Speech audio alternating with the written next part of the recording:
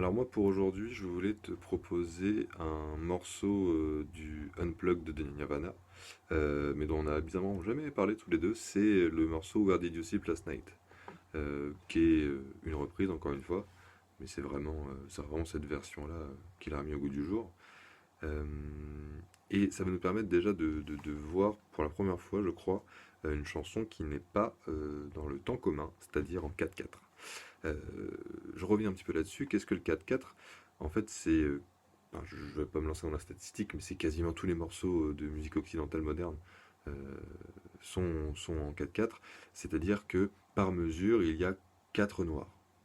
D'accord? On divise la mesure en 4. Donc du coup, on a bien 4 noirs, hein, c'est bien 4 noirs pour faire un. Et c'est pour ça d'ailleurs que on compte un 2 3 4 etc., etc., d'accord? Ensuite, on se lance dans le morceau. Et bien là, justement, le morceau Where Did You Sleep Last Night, il n'est pas en 4/4, il est en 3/4. C'est-à-dire qu'il y a euh, il y a seulement 3 noirs, d'accord? Donc, c'est vraiment le même principe, mais on va le compter. Un 2 3 1 2 3 1 2 3. Et comme beaucoup de morceaux en 3/4, on va lui donner une accentuation un petit peu shuffle. D'accord? On va pas jouer forcément droit. Je te prends l'exemple du mi majeur parce que c'est le premier accord du morceau. 1 2 3 1 2 3 le dito. T'as vu avec un petit temps de latence, je t'invite vraiment avant de se lancer dans le morceau à vraiment apprivoiser un petit peu ça. Déjà, bon, accord ou pas accord, on compte, on fait des noirs. 1 2 3 1 2 3 et ensuite on essaie de faire des croches. 1 et 2 et 3 et 1 et 2 et 3. Donc je peux le jouer très droit. 1 et 2 et 1 et 2 et 3 et 1 et 2 et 3 et. Mais l'idée c'est vraiment plus 1 et 2 et 3 et 1 et 2 et 3 et 1 et 2 et 3 et 1 et 2 et 3. En le grossissant. 1 et 2 et 3 et 1 et 2 et 3. D'accord? Euh, Pas la peine de. Enfin, là, c'est pour donner l'exemple, évidemment. Pour le morceau, ce serait un petit peu grossier, mais voilà, essayer de choper la rythmique ternaire, du coup, dans le poignet. Et alors, du coup, effectivement, c'est vraiment un morceau médiator.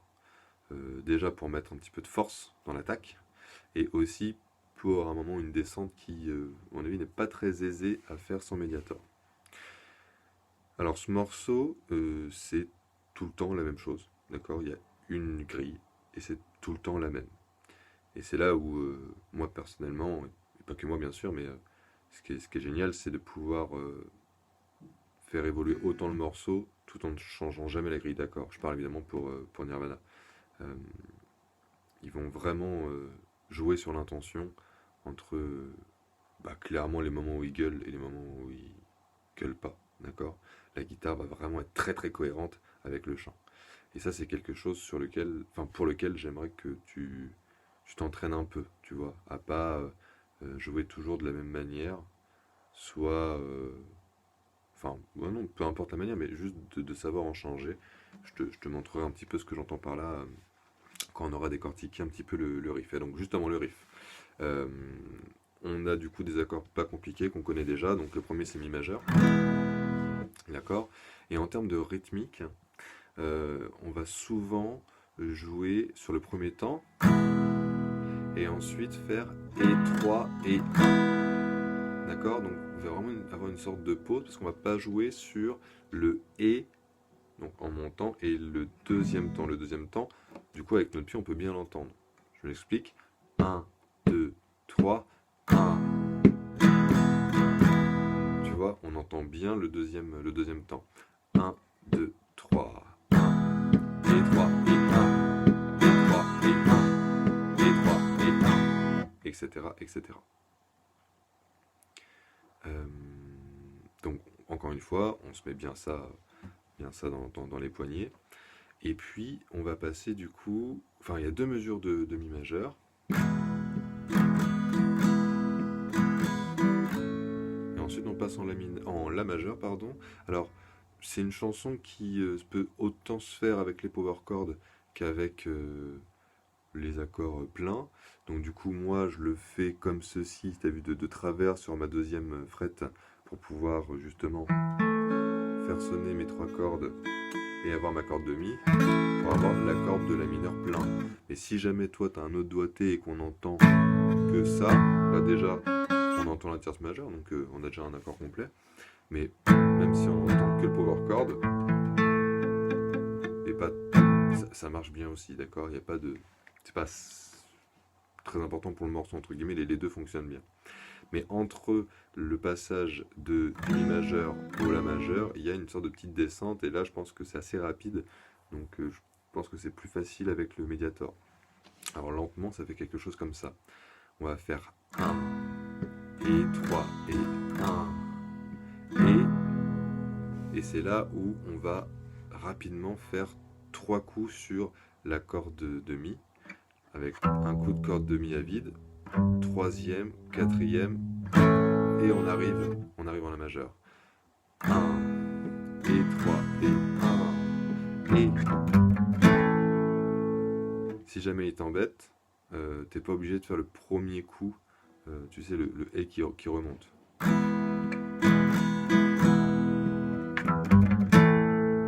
Ça marche très bien aussi, d'accord, parce que là du coup c'est un moment très sympa du morceau.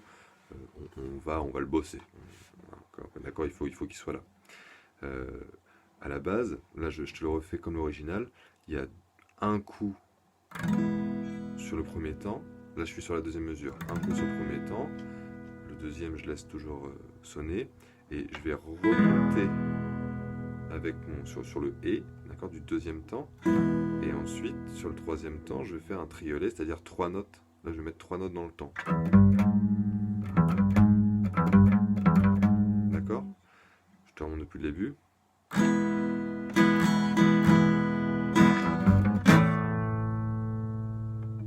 Une dernière fois. 2, 3 et 1.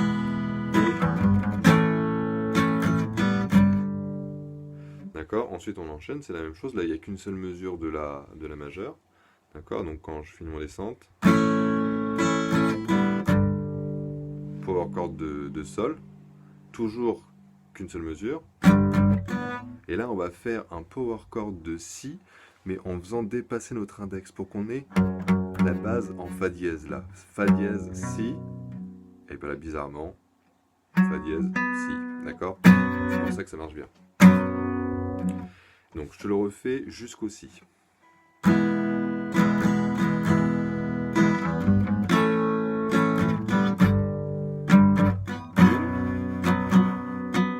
D'accord? Quand on arrive sur le si, du coup là il y a de nouveau 2 mesures.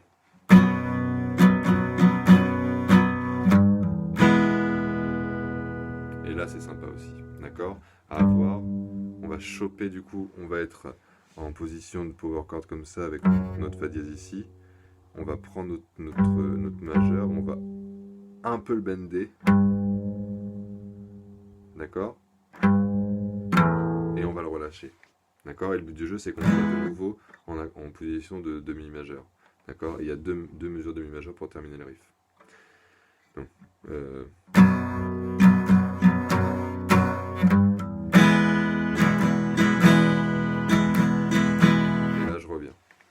d'accord? Donc là, je te le refais en entier. 1, 2, 3.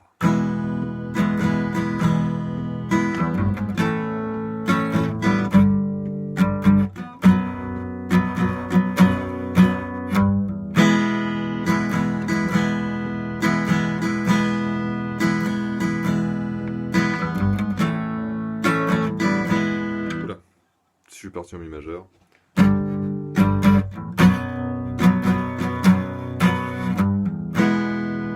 Etc. etc. Et tu as vu, donc du coup, sur la mesure de si, la première fois on a la rythmique comme on a vu. Donc 1, 2, 3, et 1, 2, 3, et 3, et 1. Donc une dernière fois lentement. 1, et 3, et 1, et 3, et 1, et 3, et 1, et 3, et 1, 2, 3.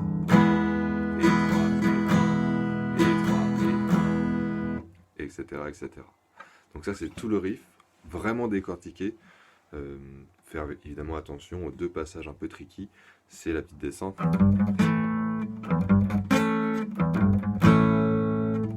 Essaie de trouver un petit peu ton aisance dans les allers-retours, d'accord? Moi, je le fais effectivement.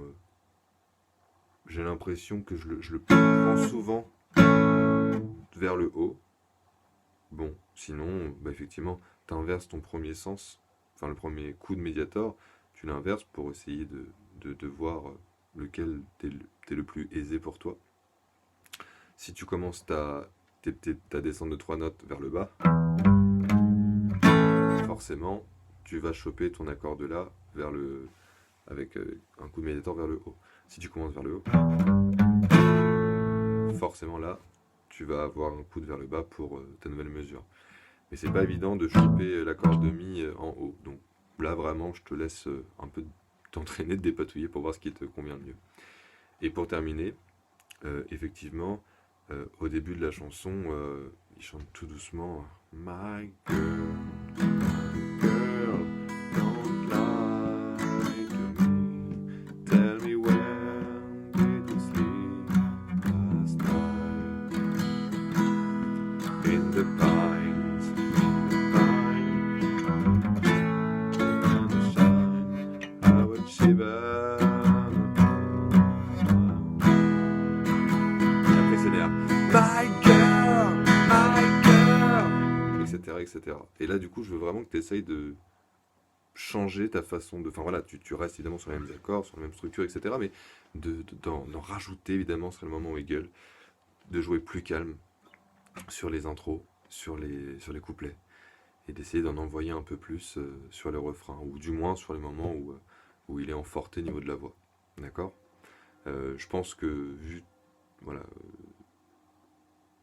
vu à quel point t'aimes bien Nirvana, et on a déjà essayé pas mal de morceaux, je pense que celle-là c'est vraiment un morceau sympa à avoir dans, un peu dans sa poche en tant que guitariste.